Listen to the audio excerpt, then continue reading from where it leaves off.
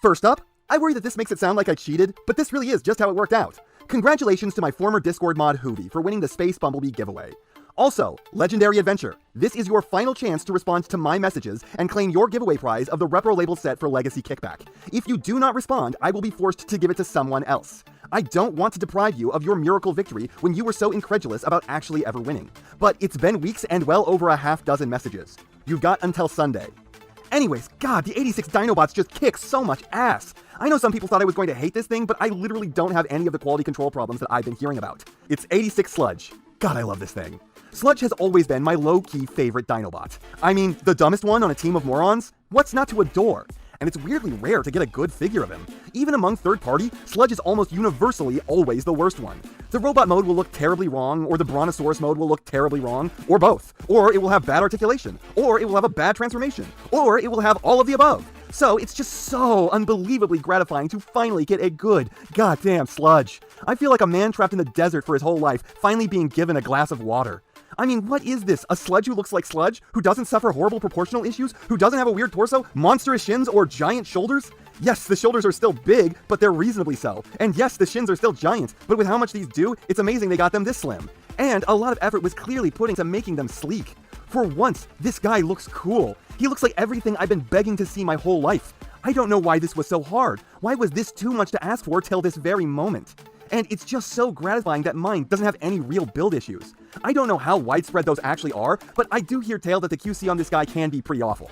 Not only does apparently part of his Brontosaurus neck yellow in some instances, which I'm hearing rumors might be connected to heat, I still have had no yellowing on really any of my figures. And I despise the heat, so maybe I shouldn't live in California. But it does make me try to keep everything like a refrigerator. So I do put some stock in the idea that colder environments might help keep the yellowing problem at bay. So not only do I not have that problem, but all the tolerances on my figure are pretty good. His right hip is a little loose, at least compared to the rest of his joints, but it's perfectly serviceable. And as I just implied, everything else is really good. If yours has some looseness problems, I really do advise the joint tighteners like Kiki's, which you can only weirdly buy on eBay. That stuff has worked on everything I've ever tried, and it's easy to use. Sludge's back wings do like to get hung up on something if you have them as flush as possible, and when that happens, they are really in the way of his arms. But you can fix that really simply by just pulling them out a little. That way you get full range on them. I gotta say that this boy has some weirdly long legs when that was not a problem the other two have had. It's honestly very strange to me how all three of the 86 Dinobots have had very different feeling legs.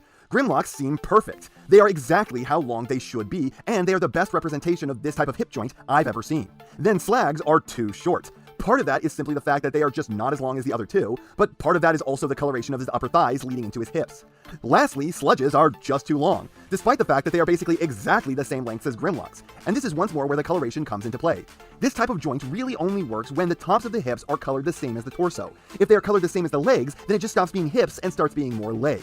It's tolerable here, but given the poses they put him in the official photography, I think they probably knew there was something of a problem here. I swear the pure BDE they've instilled in his crotch compared to his brothers does help define his groin section a bit more than on the other figures with this problem. But it can only do so much. I think that if they made his legs dark charcoal gray as opposed to the pitch black of his groinal region, that would have really helped. And once again, the 86 Dinobot sculpting is breathing so much life into this design. It's still weird how the 86 line has no idea what it wants to be, with some characters getting ultra smooth designs to better match the show, and then others, the Dinobots especially, getting nuked in WFC sculpting.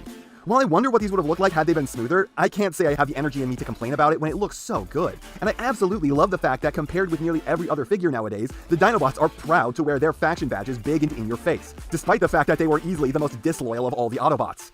Maybe they're overcompensating for it. If they're the least loyal, then they can at least look like they're the most. And how have I not mentioned it yet? Putting these three standing together gave me such an extreme oh shit moment. Like, Grimlock looks great on his own, Slag looks pretty good on his own, but Slag and Grimlock together didn't really feel like any kind of event. It was just, I had two of them now.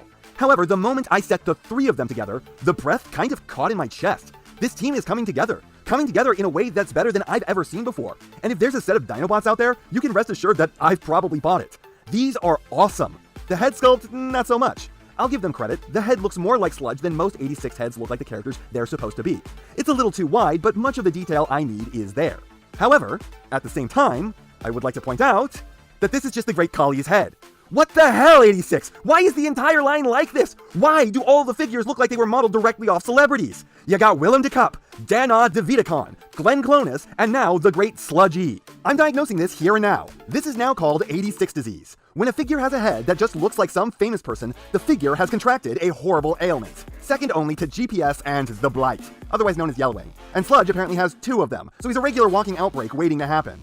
This is an acceptable head. Decent even, especially in the face of everything else this figure is doing right, which is an absolute ton in the looks and build department. It's not quite the pure hand candy that the Grimlock is, but I love the way this looks, and I love the way it feels. This is an absolutely glorious rendition of the biggest idiot in probably all of the Transformers. However, on accessories, I'm just not feeling it. He only comes with this gun, which, let's be clear, I actually kind of approve of. I flat out threw Daniel away. I've seen some people complaining that this doesn't come with a shitty minifigure. No, I'm glad. I'd rather get nothing than get something that's shit that no one wants, and that I'm just going to have to throw away myself. Keep your crappy minifigs and just spend the leftover budget on the robot itself. That said, I don't really know who they possibly could have saddled him with anyways, so it might just be that they didn't have anything to give him rather than they chose not to. If I had to guess, Swoop is going to be coming with a lot of swords. Anyways, the gun that Sludge does come with, however, I'm just not into. I guess it's kind of the gun he was always shown to have, though a bit bigger than that, but honestly, while I find this thing is well made, it's just kind of lame and uninspiring, so I could take or leave this. Posing, on the other hand, is right in line with the rest of the 86 Dino Boys. Head gets a good amount of fake up and swivel, shoulders pull a 90, no problem, extra deep elbows only hampered by the stuff hanging off his wrists, minor sword-wielding wrists with rotation, hips are completely unimpeded in all directions, but there is some stuff that you have to get out of its way first.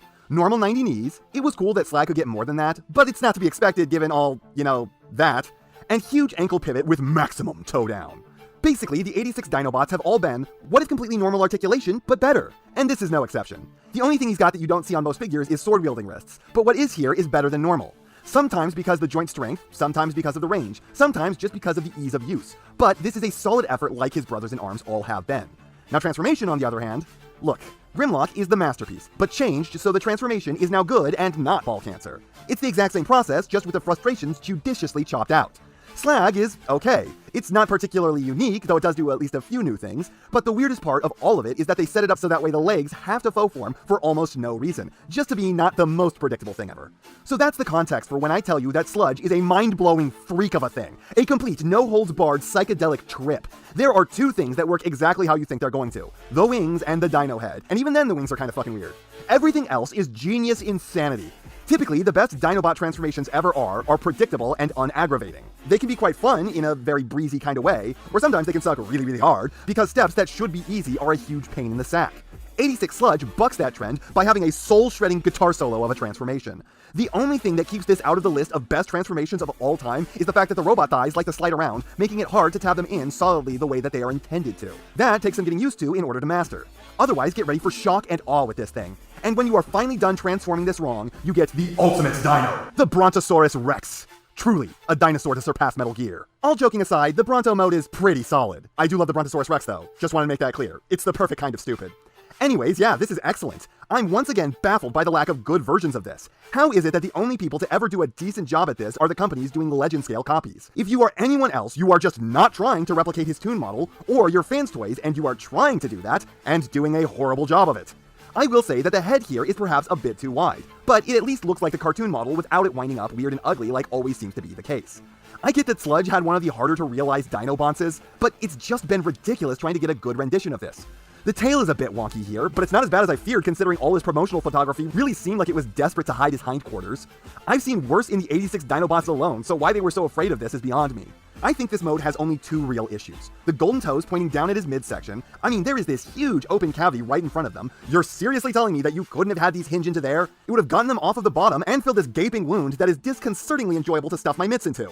OCD man away! And also, his neck really could have stood to extend some. It feels kind of too short here. Though it is nice that he gets the extra posing out of the last segment. This is 1 joint better than Grimlock, and 2 joints better than Slag. Though it is a little frustrating that his front legs have no knees, but it's not the biggest deal. And if I was to be a nitpicky little bitch, the feet are wrong. But otherwise, this is another home run mode for Sludge. And Sludge, I would say, is now in the running for best 86 figure. I have none of the real concerns or grievances I had with Slag here. It's a great-looking, accurate rendition of the character. While mine has no problems in the tolerances, I hear that that's not necessarily a guarantee. But I can only review the copy I have. It poses better than average, but like a soft better. The transformation is absolutely now the best out of the entire 86 line, which for the most part has put out a solid showing in this category. And the alt mode is basically just as good as the Grimlock and Slag, with even more posability, though not a ton more to be clear. This is a complete package, another massive success for the line. I am so happy to say that they have been giving the Dinobots the love and attention they deserve. Absolutely the best Sludge figure we've ever gotten officially. Hell, it's almost fair to say that we've never got a good set of these guys before. Definitely not one that scaled so well and was anywhere near this accurate. Hasbro is doing our idiot cave boys proud, and I'd say that this is another must-not-miss figure. I know that they are incredibly hard to find, though I did finally see this one in stores the day after I bought this online. Damn my luck, of course that's how it went. Same thing happened with the Menasor too. The rage boils deep within my soul. But seriously, you need to not let this guy pass you by. Even if you aren't a weird sludge junkie like me, you will want it for the set. Hasbro, reprint Grimlock so that way everyone who wants one can get one already. I wish you all the best in hunting this guy down. You deserve to get one. Because I don't say this lightly, I think you will love it.